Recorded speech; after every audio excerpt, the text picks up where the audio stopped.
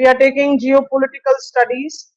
The concept of geopolitics essentially comes up with heartland rimland concept. We are aware of the fact that there are many more geopolitical ideas.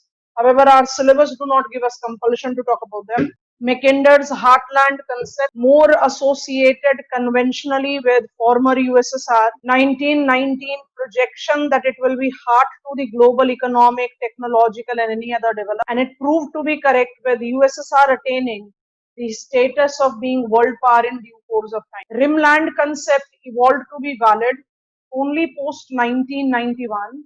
Disintegration of USSR not just reflected the adversities that was highlighted by Spikeman to somewhere prove that heartland cannot be heartland, but also that with Cold War coming to an end, with single nodal world order, it was prominence of Eurasia and Asia in due course of time that marked up dominant increase.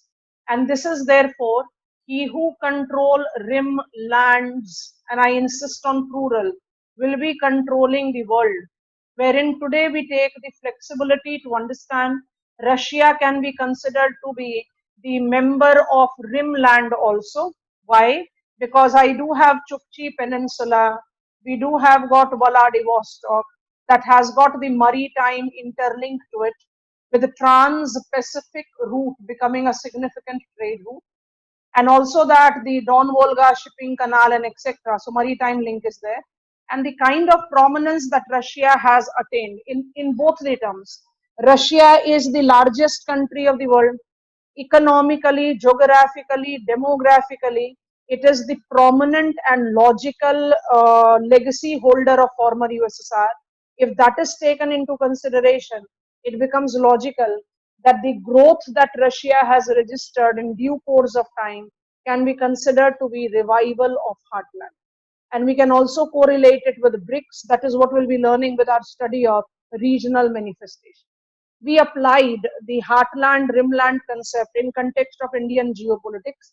And when we take the reference of Indian geopolitics and its study, it gives me the understanding of one point. Like international boundaries, intra-national boundaries are also dynamic. Boundaries are always consequent cultural in nature, and cultural identity tends to evolve. I cannot have a static meaning for culture. That is the reason when I talk about states reorganization, we take chronologically 3 phases. Phase 1, consolidation. Phase 2, linguistic reorganization. And phase 3, economic growth. Economic growth where union territory is being elevated as state, and economic growth when existing states of the country is being given bifurcation for more economic recognition, for more understanding of cultural identity, any of the factor. Economy is part and parcel of cultural identity. That way you can correlate. Exceptions we talked about because that is important. Number one, when I talk about 1975 Sikkim being ceded in India based on plebiscite, from being a erstwhile protectorate of the country, it was the example that has geopolitical strategy related to it, and same goes with the 2 new union territories of Indian Union with revoking of Article 370 and bifurcation of Jammu and Kashmir state into the 2 union territories. So you should add them as per the requirement of the question.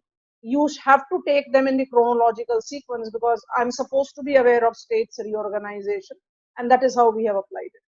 After learning intra-national, we are now trying to understand international. What makes India geopolitically sensitive? So we gave us some points. India is geopolitically sensitive because India is a rimland country. India is geopolitically sensitive because of her internal characteristics, demographic, technological, market purview.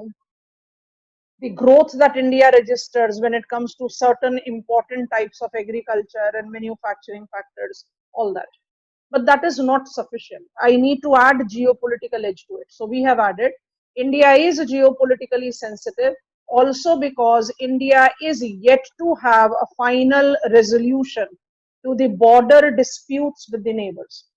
the 6 neighbors with which we are actually practically sharing international border, we have got problems. These problems in the present perspective is divided into categories, because that is how I can grade my answer in a logical sequence. Otherwise, my answer will go out of my hand.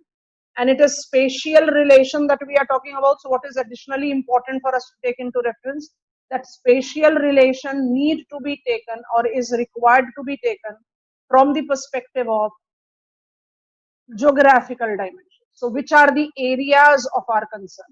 So I say grave fault line, Pakistan, China. Minor disagreement, Bangladesh, Nepal. Nepal by default is giving us a graver challenge with its reconstructing of the map. Release of Nepalese map almost 6 months after India released the new map showing the union territories of Jammu and Kashmir and Ladakh. That gives us the understanding of there is a sort of a geopolitical tug of war which is there. For Bhutan and Myanmar, as of today, we are precisely quite at congenial terms. But we need to understand that the geopolitical equations are dynamic. So today, what is relevant, we are trying to apply. Tomorrow, the things can mark up the change, so you have to keep an eye on it. Space relation of India with her neighbors, if is the reason of geopolitical significance of India, geopolitical significance of India is also related to geopolitical relevance or geopolitical sensitivity of Indian Ocean region. We are willing to study that now. And our syllabus specifically read also what is the significance of geopolitical significance by default of Indian Ocean region. We want to take that into account. Quickly getting to this geopolitical significance of Indian Ocean.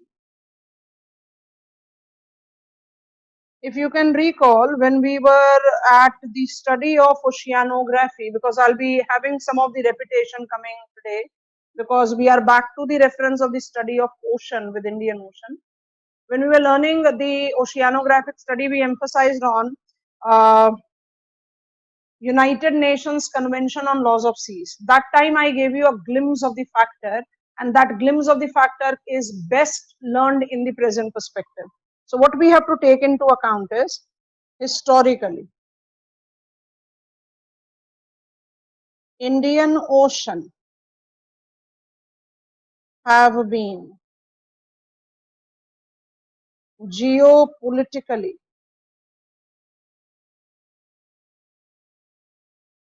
irrelevant. Sounds quite unlike, it's unreal, but it was there. Why? Because it was British lake. This point has to be taken into consideration. And why it was British lake? The sea lines of communication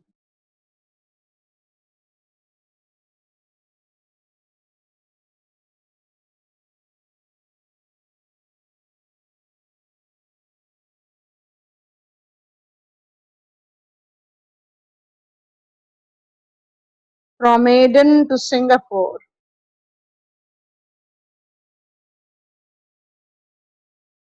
from Karachi to then Rangoon, I am now writing Yangon, and from Port Elizabeth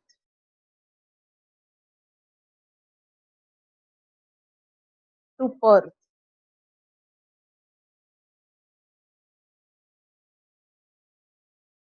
And Colombo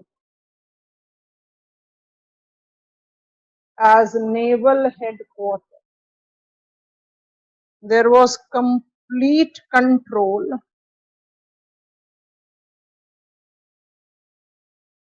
of Britishers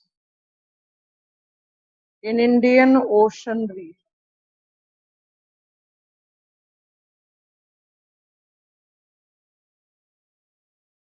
I hope you have copied it down. Let us try to make sense with this. I can utilize a map.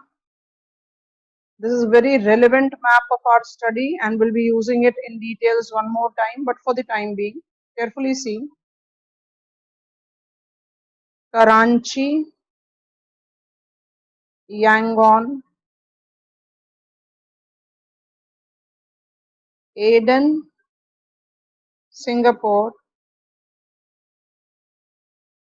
and not visible somewhere here, Port Elizabeth and Perth, with Colombo being the naval headquarters. So the sea lines of communication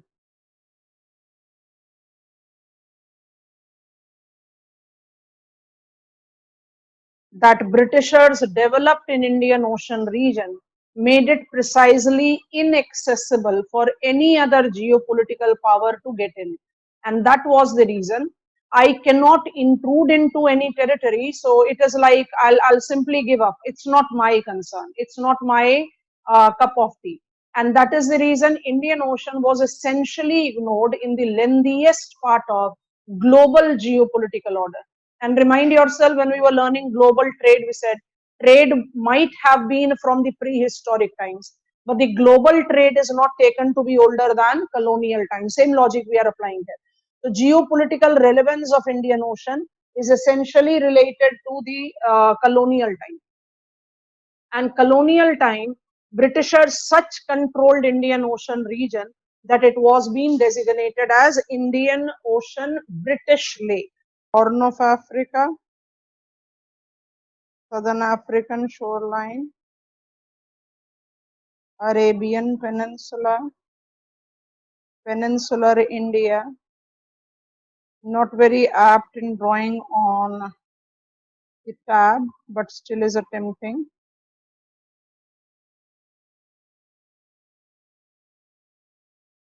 Sumatra, Java, and somewhere here, shoreline of Australia.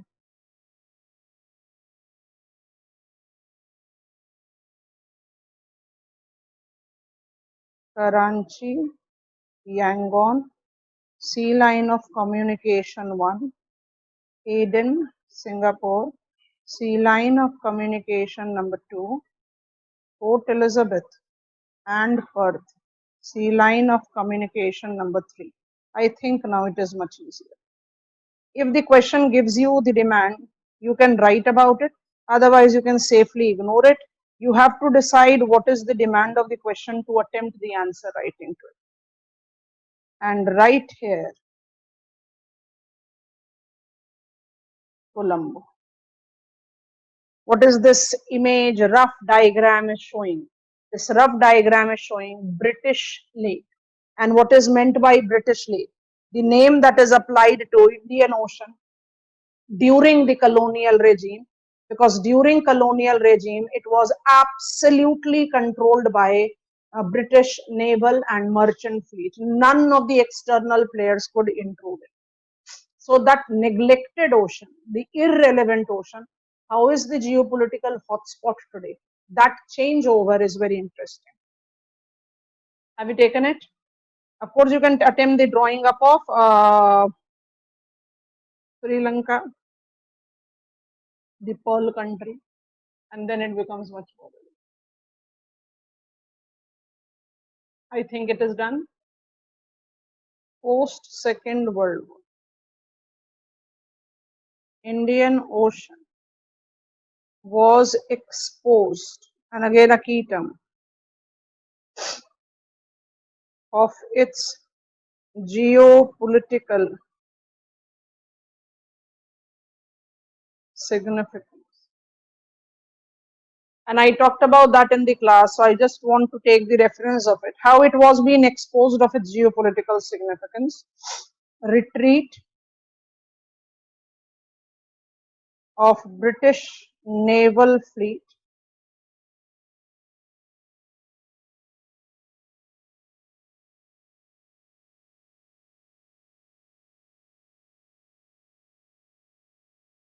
retention of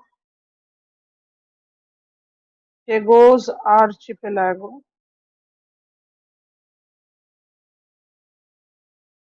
political vacuum, attracting all major geopolitical power. I am in 1960. Rim countries, United Nations Convention on Laws of Seas,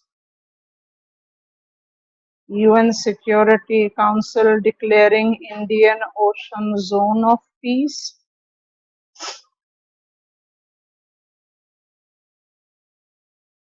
with immediate halting of further capacity built up. If required, you can copy down these expressions. Otherwise, I'm quickly making you understand it.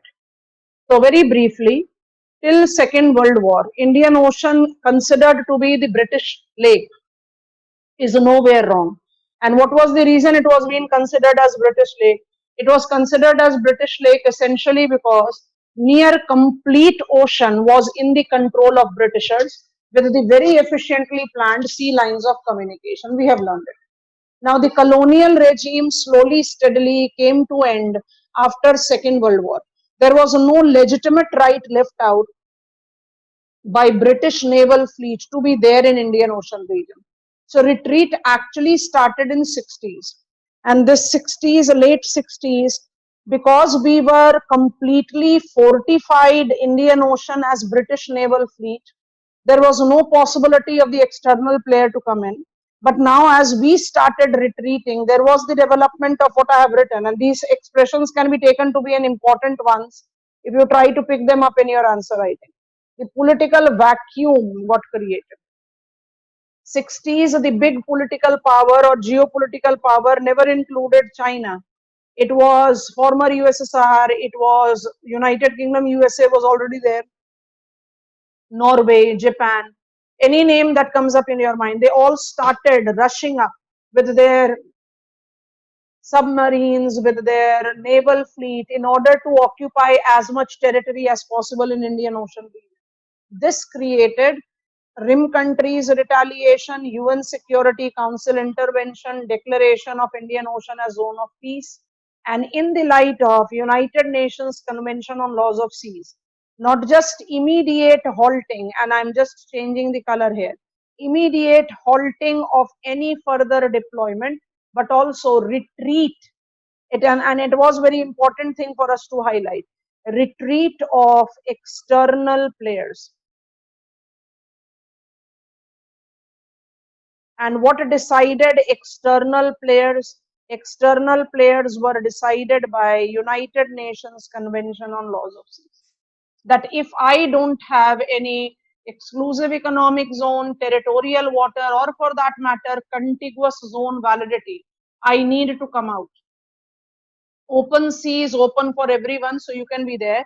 But there are certain global restrictions that can be applied, otherwise I need to be out. However, this development is essentially of 5-6 years, not more than that, because 71 Indian Ocean was declared as zone of peace, and we take the beginning of retreat of Britishers from Indian Ocean, not before 1964-65. So 64-65 and 69-70, I'm taking 5-6 years into reference, not more than that. The ignored, absolutely irrelevant ocean suddenly became the hot spot of geopolitical equation. The locational benefit was being exposed. I'm removing all these details from here now and just want to add exposed of its locational significance,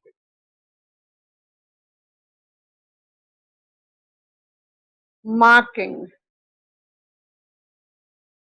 the beginning of geopolitical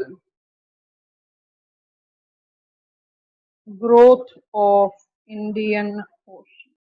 This is what we have learned.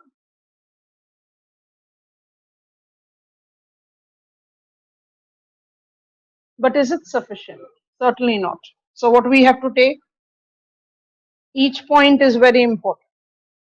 Please remind yourself, I insisted regional manifestations will always be the important aspect of our study whenever we take into reference the development purview of Indian Ocean region.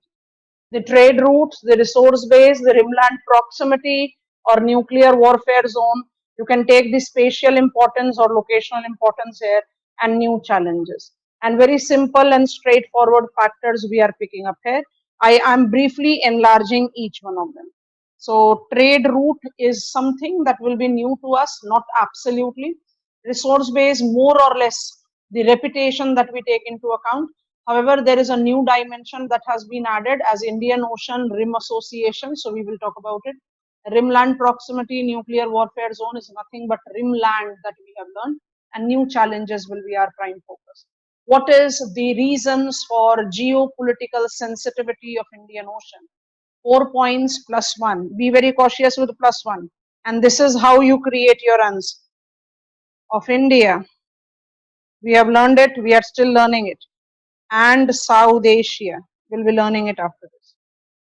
If Indian Ocean is named after the country India, Indian geopolitical sensitivity, vulnerability has to reflect in Indian Ocean, vice versa. And similarly, South Asian geopolitical vulnerability. But why South Asia is geopolitically vulnerable? We are yet to learn it. India, we are learning. We are trying to add up the content matter to each one. Copy it down. I have got space to enlarge few of them. I'll be enlarging. What is the reason of geopolitical significance of Indian Ocean? It is related to its trade route. It is related to its resource base. It is related to its location. It is related to new challenges of regional manifestation, and it is related to reflection of Indian geopolitical sensitivity. Each of the 5 points must be written if you are writing answer on what is making Indian Ocean geopolitically sensitive. And the new things that we have to learn, I'll be highlighting it, which we are not aware of at all. Trade routes, we are somewhere aware of, so I'll not highlight it. Resource base, we are aware of, we have done that with oceanography. But why I have highlighted it? Because I'll be correlating it with Indian Ocean Rim Association. And if I take new challenges, we are talking about something which is very different and very new. We have not taken them into our consideration. Regional manifestations, detailing them one by one. So 1, 2, 3, 4, and 5. We want to begin with 1. Cautious, slightly different. Pacific Ocean and Atlantic. And most important, choke points at all entry and exit points of Indian Ocean region. Strait of Hormuz, Strait of Bab el Mandeb, Suez Canal, Strait of Malacca, Lombok Strait, Sunda. Why do I do this? Piracy. And it is with Strait of Malacca that we commonly apply and will be handling it separately. Chinese Malacca dilemma. Choke points are very important consideration when it comes to trade route. So what you have to understand when it comes to the geopolitical significance of Indian Ocean in terms of trade route, that there is the factual details that we all can understand. Half of the global container traffic is moving from this. And why half of the container traffic is moving from it? Because it is a transit ocean between Pacific and Atlantic. Suez Canal is second prominent trade route. So Trans-Pacific is third prominent trade route. Strait of Malacca goes with Trans-Pacific route. It comes very logical. Persian Gulf region is recognized with the maximum of the proven reserves of crude oil. And that is the reason the movement of crude oil is prominently seen here. It is pandemic that somewhere has put on a question mark to crude oil and its geopolitical relevance. But this is this time specific factor. We all know that the halting of the economic activity, the lockdown, the containment will not continue for long, and there is no likely possibility in near future that we will be in the complete position of substituting crude oil. So let it be that presently and for the coming 1 year or so, crude oil will not have that prominence as it used to be, but that is something which is time specific and should not be taken up into an absolute purview. And choke points which has been experiencing real piracy or is piracy threat zone is further adding to the problem of geopolitical sensitivity. I just want to open up this. Some of them are visible here, so you can take reference of it. This is very informative map, and that is the reason I insist that we take up the learning of it. And you can notice our choke points clearly here. Bab el-Mandeb, Hormuz and Malacca. What is the meaning of the term choke points? Choke points are that narrow inlets where there is the easier possibility of pirates. Piracy is comparatively easier.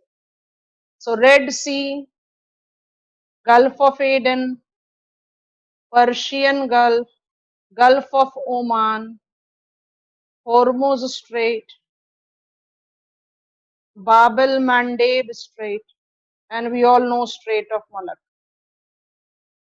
And if I take the reference of piracy, I have got the map that shows this green dots, attempts and actual attacks. Are you noticing?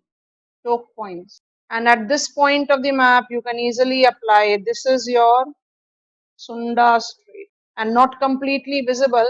Java, I go one more step east. If I go one step east of Java, I'll be having Bali and then Lombok. So roughly this will be the location of Lombok Strait. All entry and exit point of Indian Ocean. Lombok Strait, Sunda Strait, Malacca Strait, Strait of Hormuz, Bab el-Mandeb are choke. Half of the global container traffic movement, 70% of the crude oil movement, transitional ocean between Pacific and Atlantic, choke points with all its entry and exit point, essentially talks about the piracy threat and thus the requirement for us to have a geopolitical vulnerability. This is trade route, resource base, point number 2 for us to. I'm having severe problem with my eyesight, but we cannot go to the doctors for the checking, so problem is there. That is the reason you must be noticing I keep on changing my specs, because one is for far and one is for near. I'm managing, adjusting.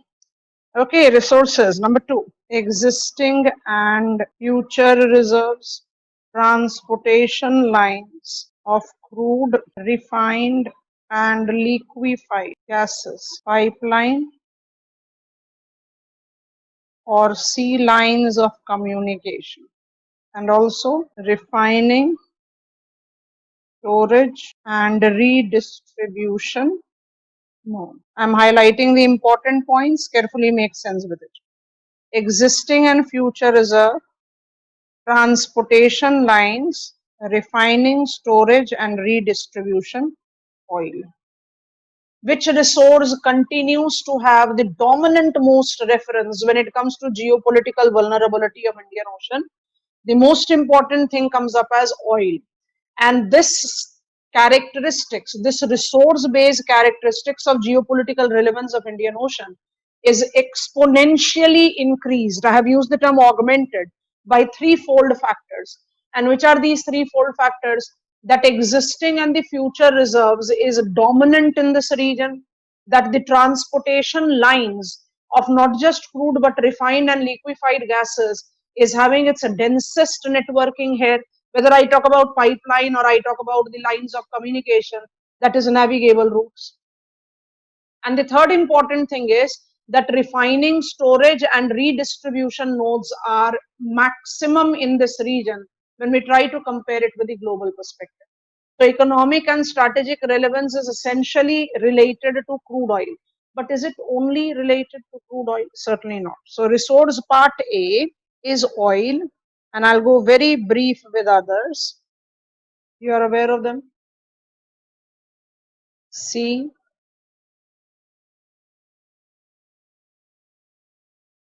biotic resources,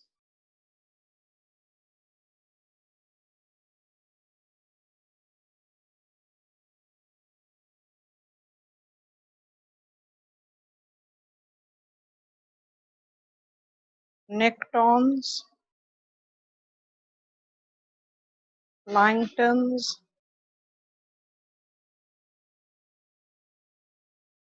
periphyte, recalling them,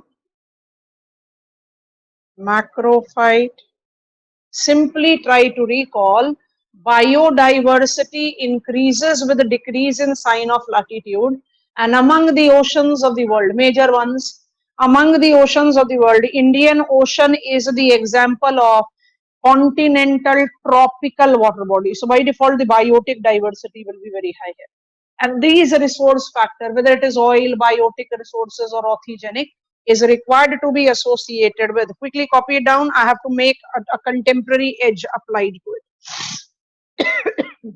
And you can encounter a question directly related. What are we learning? We are learning geopolitical significance. What is point one of geopolitical significance of Indian Ocean? Trade route. What makes trade route relevant is by default there. But what is important here is that trade route is related to choke, and no exaggeration in saying that almost every entry and exit point in Indian Ocean region is actually related to the choke points. Resource base, crude oil by default, augmented by threefold factors. Is it only crude oil? No, it is not. It is mineral resources, orthogenic, evaporite, precipitates. It is biotic resources in all the forms of fishes, planktons, weeds, periphyte, macrophyte. We can take all of them. And all these have been highlighted in. So I'll be utilizing the same space because I want the points to be there with us. Removing. First I'll write and then I'll ask you to see the map. Indian Ocean Rim Association outlines resource utilization and sustainability with renewable ocean energy, blue carbon development, carbon sinks, sustainable tourism. It includes whale and dolphin watching, offshore hydrocarbon and seabed mining, and sustainable aquaculture. Add this when you write the answer.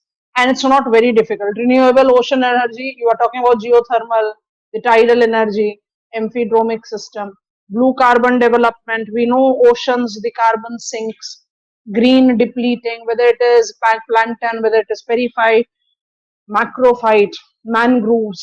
Increasing them is going to give us both regulating and provisioning services. Then it is sustainable tourism, job creations, because you need to understand that sustainability is not just about sustaining ecology, it is also about sustaining economic prospect.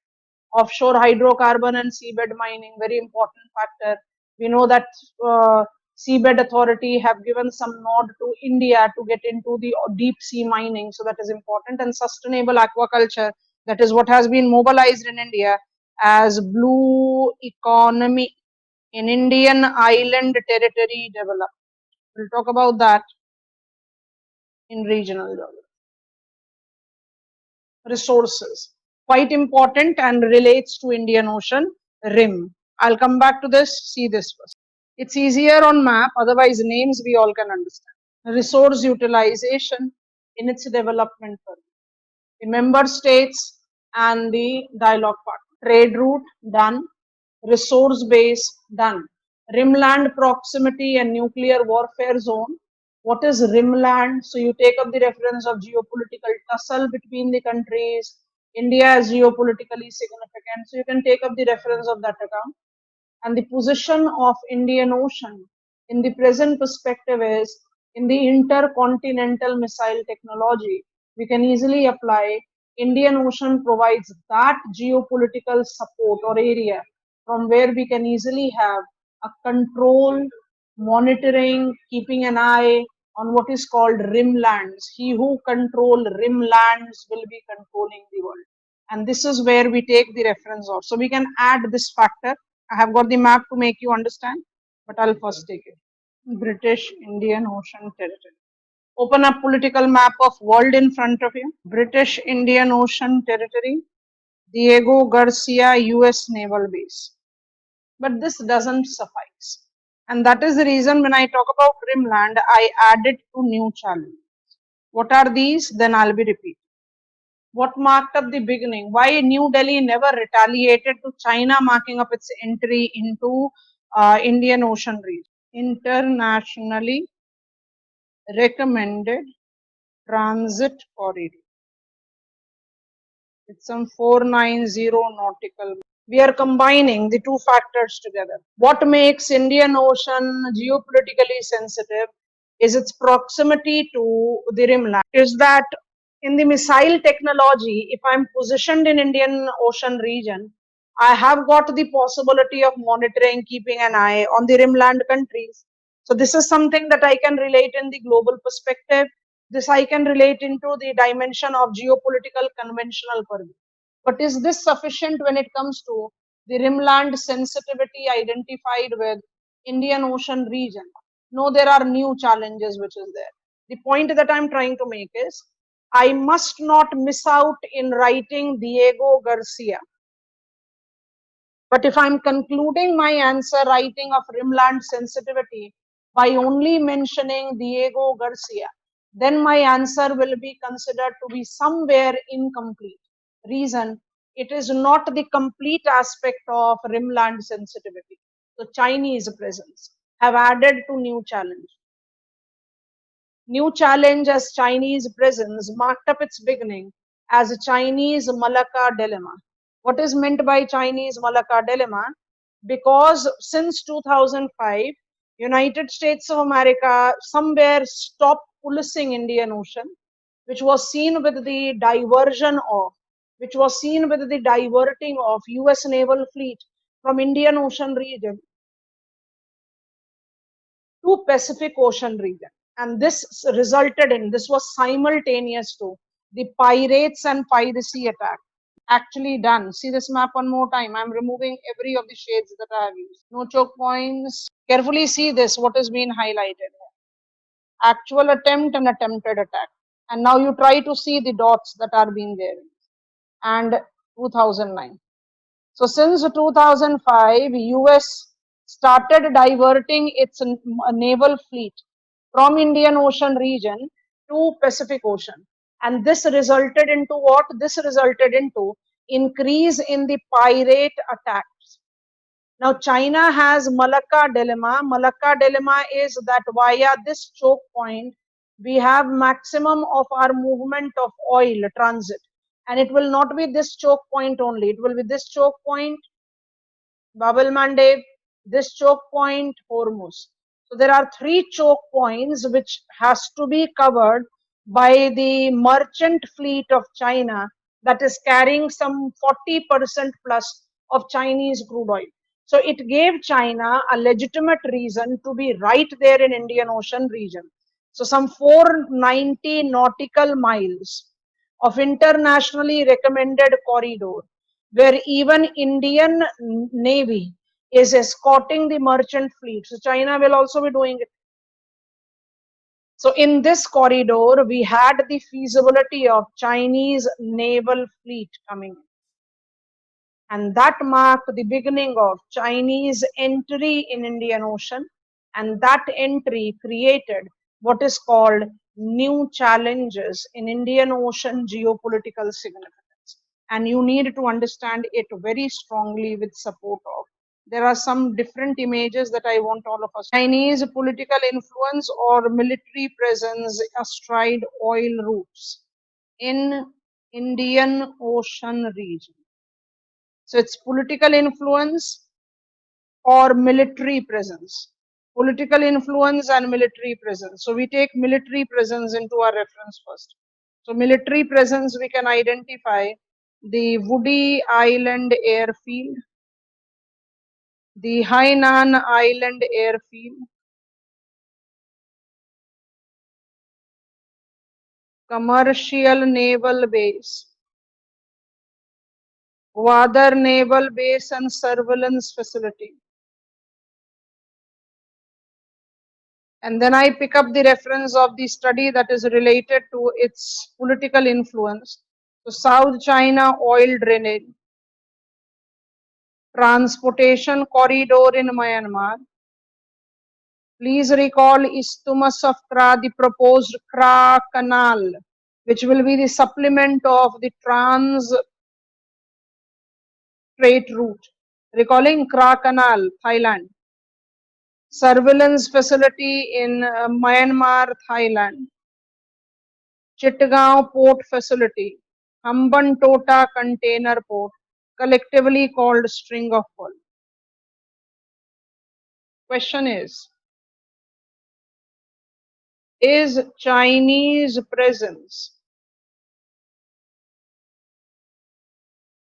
in Indian Ocean region only to escort merchant vessels? Answer is no. Regular footing.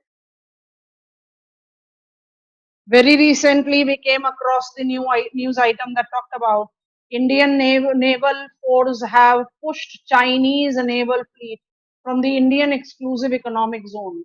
And this is where you have to take into account the Chinese foray. So again, numbers are here. I'm changing the color so that it becomes evident here.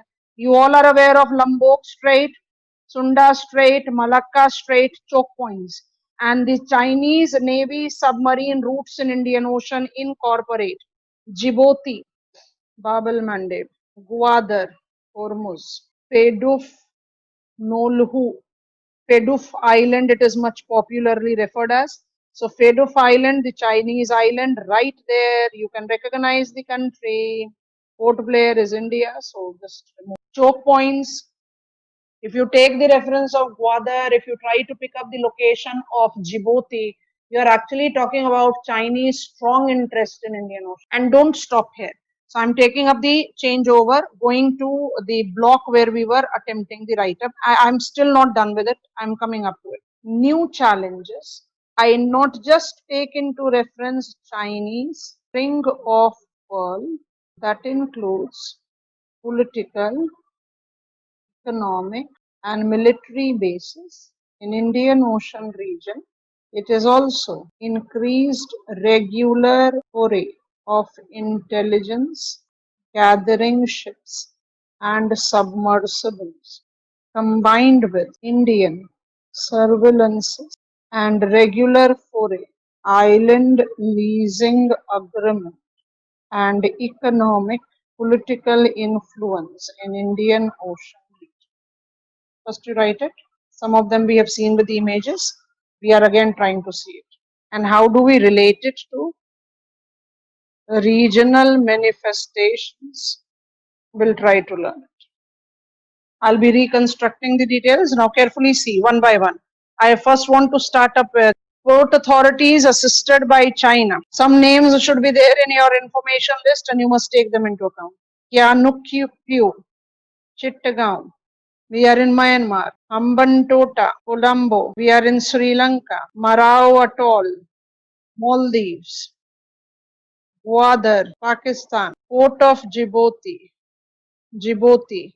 Not mentioned here, I want to mark it. Port Sudan, in Sudan. And remember that when I say Sudan, I'm talking about northern country because the country that has newly evolved is called South Sudan. Then Lamu in Kenya, Bagamoyo in Tanzania, Beira in Mozambique. Chinese sea lines of communication of the One Belt, One Road initiative actually extends from Hong Kong via Strait of Malacca to Myanmar, Sri Lanka, Pakistan, and Port Sudan. So it automatically gives me the link that is related to all the strategically significant locations that you can justify. Chinese sea lines of communication. We have used red color for it, and I'm removing the arrows that I have created so that the neatness is maintained and we can justify Indian instruments here now. Because what we are learning, geopolitical significance of Indian Ocean with Indian purview. So this is port authorities assisted by India. Once I take port authorities assisted by India, so Sitwe, Paira, Sitwe, Myanmar, Paira in Bangladesh, Kankes, Kankesanthurai, Sri Lanka, Chabahar, the absolute answer to Gwadar in Iran, Assumption Island, Seychelles, Agalia Island, Mauritius. And this basically incorporate island leasing agreement, Indian domain. And we can add, it is not important though here, but we can certainly add, and what we are willing to add, we are willing to add US naval facility, and I have got Diego Garcia's very important point. Camp Lemonnier in Djibouti, Aden is also the significant case. So USA is definitely present, but we need to take the understanding of new challenges. I just want to stop share for a while and make us understand. We'll come back to our whiteboard and the important aspects. Careful. What are we learning? Because it is a mosaic of information and I need to organize it. If I don't, then neither my understanding is complete nor I'm getting on to the complete answer writing. So I've understood that Indian Ocean is geopolitically sensitive because of its location, because of its resource, because of the trade purview. But I cannot make my answer updated and complete if I don't add new challenges. So the new challenges actually is related to China entering in. What was the logic with which China entered? So China entered because of Malacca dilemma. But is this sufficient for me to talk about that now we have got three polarities evolved in Indian Ocean? Diego Garcia, Persian Gulf Naval Fleet, still maintained by United States of America. China is evolving with its military, political, economic presence in Indian Ocean. And India by default is trying to revive that Indian dominance in Indian Ocean region. We always criticize the present union government with Prime Minister always on the foreign tour, of course, minus pandemic. But one of the very positive thing that has been marked with the NDA-1 was the first time priority of re-initiating Indian dominance in Indian Ocean region. And that is where Agalia and Assumption Islands are very important factors. But is it only about island or the port facilities development or island leasing agreement? It's all about surveillance and also the complete escorting factor which is there. Now, such fragmented factual information, how it is to be organized to make up a logical sense. So what we have selected, my Indian Ocean is geopolitically sensitive because of trade route. It is sensitive because of its resources.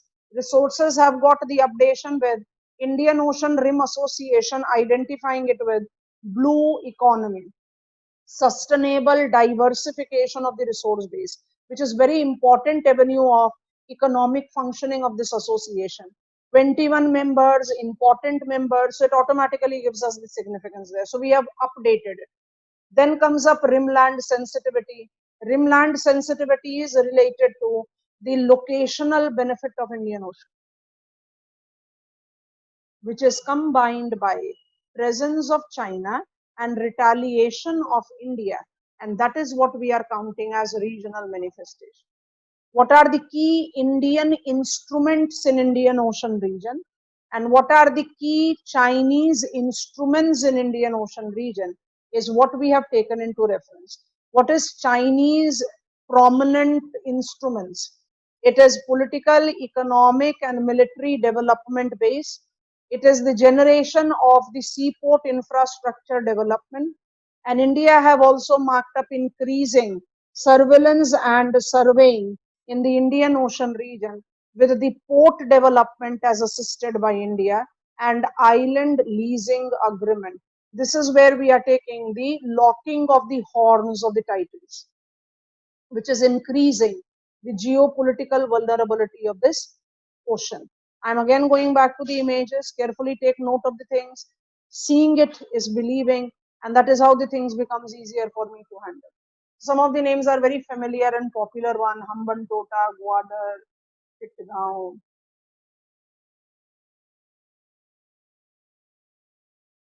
Chabahar Port, Baira. Some of them are new, like Assumption and Agali Island. So you should take them into account. Again, going to this one. What is Indian and Chinese presence in this particular purview? It is largely with sea lines of communication. Chinese and Indian presence. Some examples must be there with our reference, including island leasing agreement. Hong Kong, Jakarta, Kuala Lumpur, Colombo, Nairobi, Port Sudan, Djibouti. Chinese One Belt, One Road. This is what we have attempted as string of pearl. Sea lines of communication. And the better connectivity or the relevant information comes up. This is the point. Because it gives me even the areas which are otherwise not that prominent in the previous map. Just highlighting it so that it becomes clear. Baira, Bagamayo, Lamu, Port of Djibouti, Port Sudan, Chinese development, Chinese string of pearl. And apart from Indian answer to it, which we have learned as Indian answer incorporates the development, Agalia, the assumption as island leasing agreement, Chabahar, very important case that we take up with India, Sitwe, Paira, Kankeswar, Thurai, very important examples which are there as Indian answer. Northern Andamans, Northern Bay of Bengal, Strait of Hormuz, Gulf of Aden, Seychelles, Mauritius, Maldives, and also the location that is related to mouths of Strait of Malacca. And how do I relate it to Chinese development? It is Chinese Navy submarine. 1, 2, 3. Faidu Fino Island, Maldives. Bab el Mandeb, Djibouti. Gwadar, Hormuz. Before I move further, let these remain. I'll utilize this space. Geopolitical significance of Indian Ocean region thus is related to the regional manifestations of both India and China. It is also related to its trade route, it is related to its resource, it is related to its location, and it is related to reflection of India and South Asia geopolitical significance. My answer becomes complete. Regional manifestation in Indian Ocean should be included as Chinese political, economic and military presence in Indian Ocean region and regular foray of intelligence gathering. Both of the things we have seen with the diagram. Surveillance and regular foray, island releasing agreement, Assumption Island and Agalia Island. Assumption, Seychelles, Agalia, Mauritius.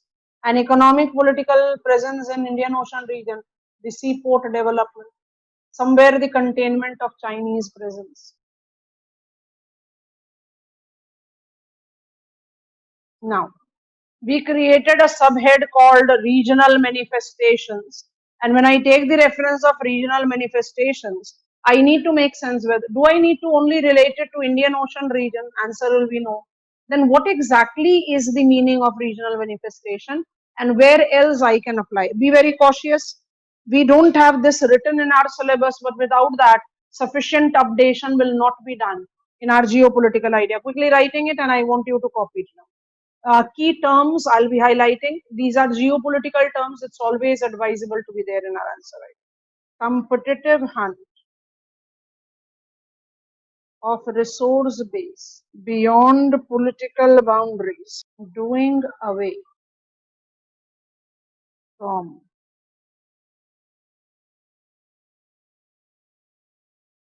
conventional market mechanism, resource security in external environment have increased vulnerability, economic,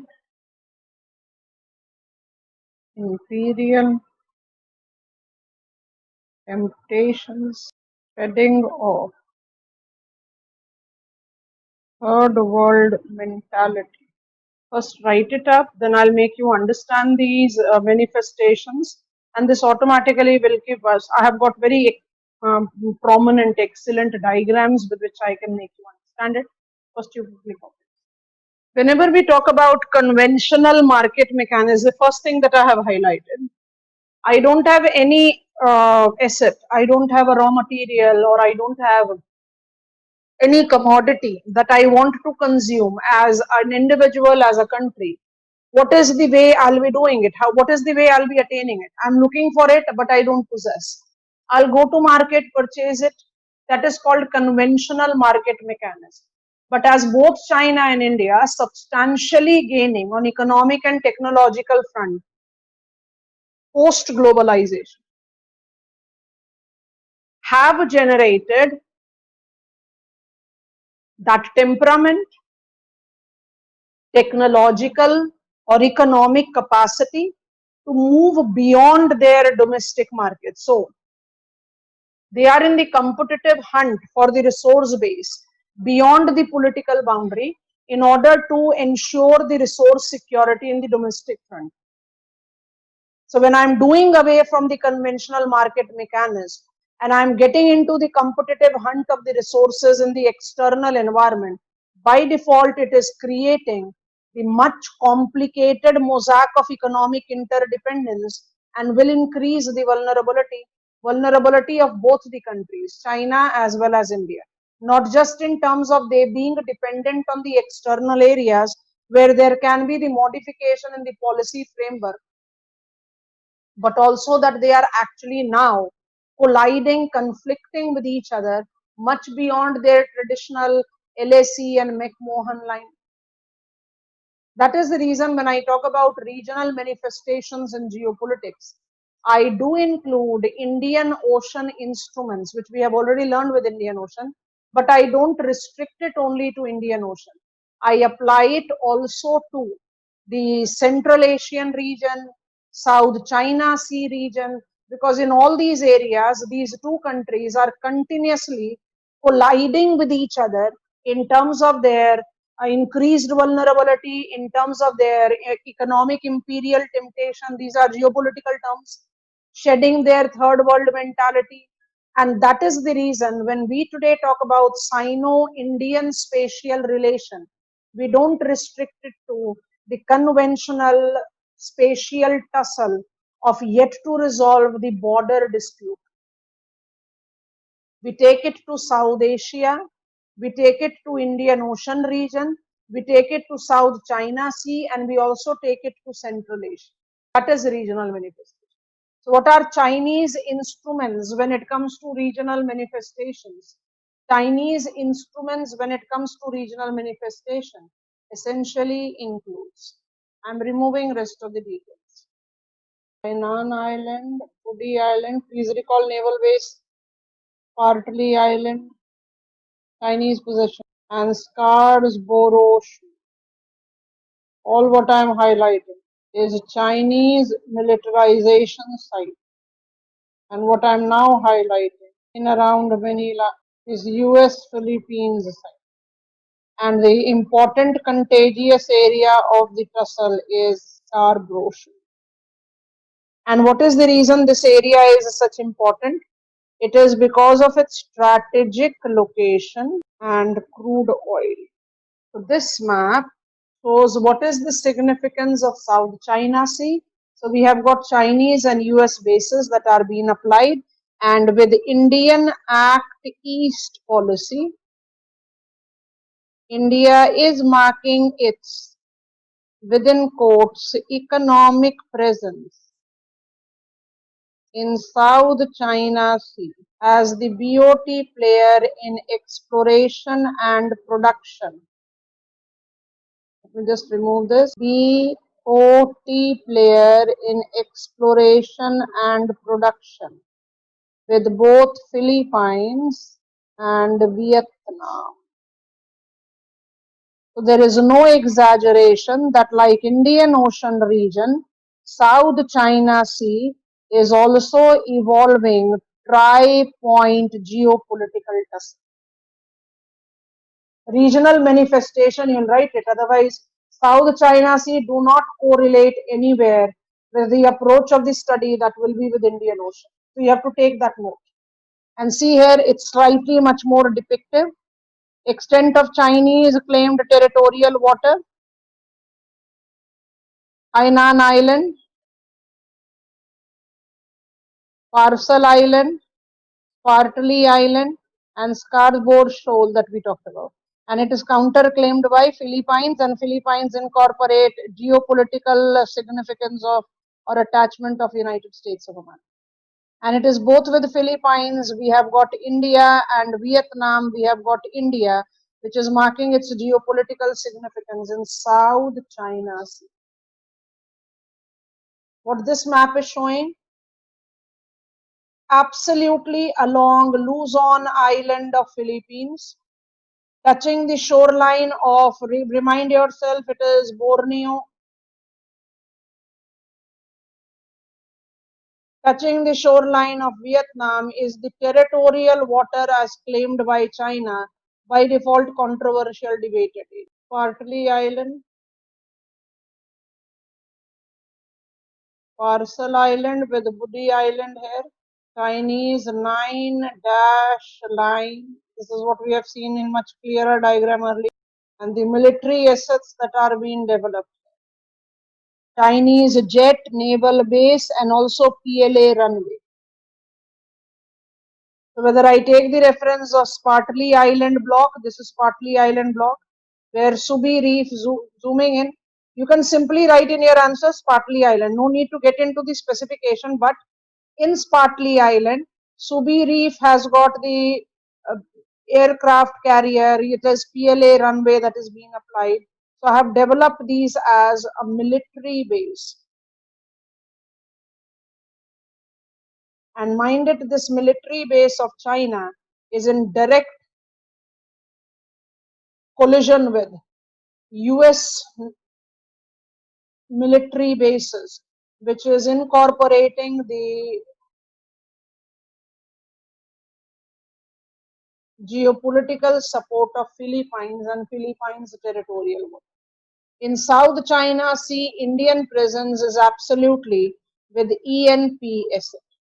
So the Titans are locking horn much beyond Indian Ocean in South China Sea. And here also it is three nodal geopolitical tussle, regional manifestation.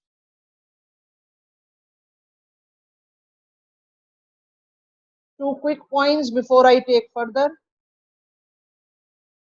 Turkmenistan, Afghanistan, Pakistan, India.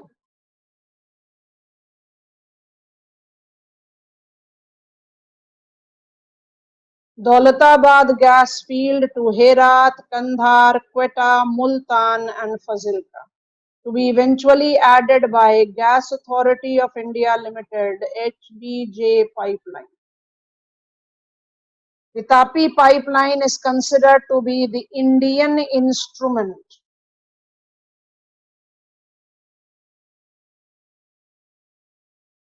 in South and Central Asia. It's not as aggressive as a Chinese one bolt belt, one road initiative, gas, crude oil pipeline involving Russia, but it is there as Indian answer. You can add this into regional manifestation and also this. Mumbai, Bandar Abbas, Baku, Moscow, St. Petersburg. This is how I add space. Otherwise, if I don't incorporate such examples in the development, in the pipeline of development, I somewhere don't give examiner the required factor. See that when I talk about standard route, it is with marine factor. Choke point is included here. And port of Djibouti is in Chinese control. Port Sudan is in Chinese control. So by default, it is going to create the trouble. Choke point number 2. The standard route, we are creating the alternative route, which has been extremely supported by India because of Indian regional manifestations that incorporate not just the West Asian country, but also Central Asian country. So with Azerbaijan, Iran, Russia included, we can take it as the answer, Indian answer to Chinese One Belt, One Road initiative. And quickly going to the image of One Belt, One Road, all very well demarcated. I'll just highlight the name. The green color shows the Silk Route, Xi'an, Urumqi, Kurgaz, via Tehran, Istanbul to Rotterdam, including Moscow. Mind it, it will inject the growth momentum to these interior cities of China that lacks in economic growth today. And then the big range of deviative land routes that have been applied: Beijing, Moscow, Rotterdam, Beijing, Astana, Tehran, Rotterdam. And if I ask you to pick up Indian answer to it, so we are taking our track like this. So we are trying to create, we are less aggressive, but we are trying to create. Central Asian instruments, Tapi pipeline, North-South corridor, South China Sea, the economic ENP asset, Indian Ocean instrument, surveillance and the economic capacity development. Chinese One Belt, One Road initiative, and South China's 9-dash line with all the important factors that we have taken into. I'll not write, I'll simply repeat verbally before I take you to the next block of the study. Closing the screen share. Now, we are learning geopolitical significance of India, and when I take geopolitical significance of India, I identify it with not one but multiple factors. And how do I do justice with these multiple factors? I have to be very clear in my mind that which point is to be highlighted and which point will go in hiding. I'll not remove it, but I'll make it less prominent, absolutely depending on the question. So I cannot standardize the answer. I need to take care of what is the demand of the question. But India is a geopolitically vulnerable country. It is vulnerable because it is a rimland. It is vulnerable because of its internal characteristics, which as of now, what we have studied in our syllabus coverage, demography, economy, technology, and every other factor. New things. It is geopolitically significant because of, number one, yet to resolve the spatial tussle with the neighbor. Number nine, it is reflecting the geopolitical sensitivity of Indian Ocean region. But why Indian Ocean region is geopolitically sensitive? Because it is that neglected ocean which today comes into the forefront when it comes to trade, choke points, resource, and also the references of the new challenges that are evolving in terms of ever multiplying presence of China. This is where we integrated regional manifestation. If I'm writing only about Indian Ocean region, so new challenges, you talk about more aggressive China and the counterbalancing Indian growth. So Indian Ocean actually is becoming tripolar geopolitical node, and by default it is multiplying its sensitivity, and when the sensitivity multiplies, importance automatically increases. But if you are writing answer on regional manifestation, which was our additional point, regional manifestation is the point that makes India geopolitically vulnerable, is that both these titans tremendously gaining economically, technologically, tremendously gaining in the positive outcome of globalization, actually is shedding their third world mentality, moving outside conventional market mechanisms in order to ensure domestic resource security, with somewhere hidden economic imperial temptation also. In order to ensure domestic resource security, they are attempting, they are into the competitive hunt of exploration and production asset beyond their traditional boundaries. So that is the reason their clash is much more enlarged, and this is adding to the geopolitical vulnerability. Supposedly, I encounter a question which is talking about, and it is out of box. There is no separate mention of it in the syllabus, but I want to write about it. So quickly sharing this screen. Answer is evolving. Then take part C. If I say location, if I say Russia, because breakaway countries of former USSR, somewhere Russia is always correlated to the development purview of it. Then comes a C, and when I take C into reference, it is, so you have to take the development of answer like this, that automatically, you have information. You just need to grab out the information to create out the answer. This is how you take the attempt of answer, right? So if today I talk about Central Asia and its geopolitical relevance, will I be ever complete without mentioning the actual presence that I see with China and India in this region? China is interested because China want to create the route that is connecting Chinese internal places to that of Central Asia and Russia to Europe. This is how you create it. Now, if I continue with my list of, I hope you are done with it. I'm just zooming it. If you want, you can write it. And as we were counting, what are the factors that facilitates the development of geopolitical relevance of India, geopolitical relevance of Indian Ocean, or geopolitical relevance of South Asia? They all are correlated to each other. And that correlation is what we have to take to our stride. And that correlation was divided into 5 different points. Which are these 5 different points of our consideration? I was just counting it. That India is a rimland country, that India has got internal characteristics, that India has tussled relation with her neighbors, that India reflects Indian Ocean geopolitical sensitivity, that India reflects regional manifestations with Chinese and Indian issues. And above all, India reflects geopolitical vulnerability of South Asia. Writing few things, copy it down. Chaliye, bye bye.